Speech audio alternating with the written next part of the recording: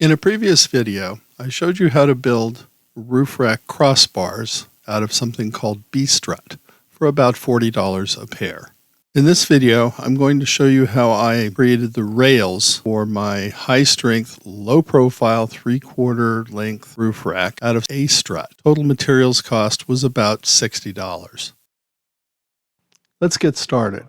First, we'll take a trip to the big box store to pick up the A-strut and supplies for the project. Here it is. I got one 10-foot section and then cut it into two 5-foot rails and painted them.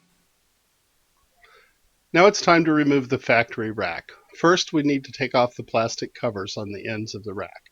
I'm using a trim removal tool that I purchased at Harbor Freight, working it in gently to find the location of the fasteners, and then using a soft cloth to cushion it.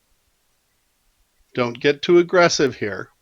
If you do, you may find yourself with a dent to repair.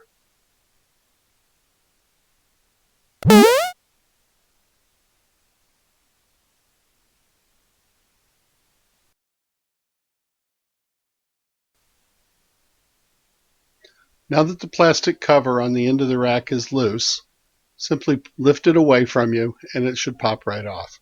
This exposes the two 12mm bolts that you'll need to remove in order to take the rack off of the roof.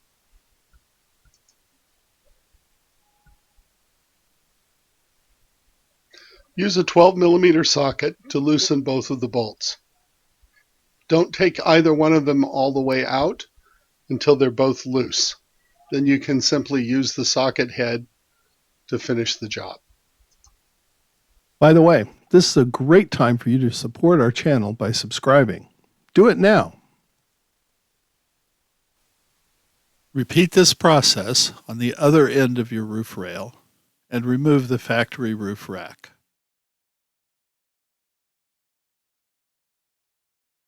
Be sure to keep track of the little white plastic spacers. They're important for keeping water out. You'll need them.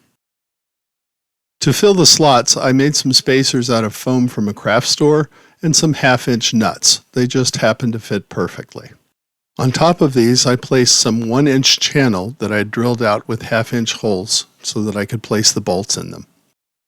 All that's left now is to put it all together. I did use a little silicone sealant around the plastic inserts and notice that they poke up inside of the 1/2-inch nuts. So once I put the spacer in place, then I'm ready to put the box channel on top of that, and on top of that will go the A-strut rail.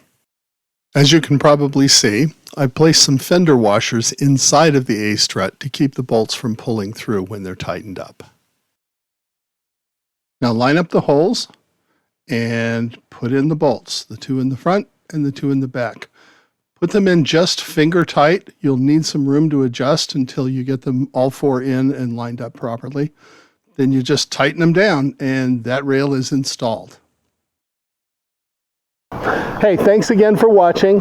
If you enjoyed what you saw, please remember to subscribe to our channel. We need the help.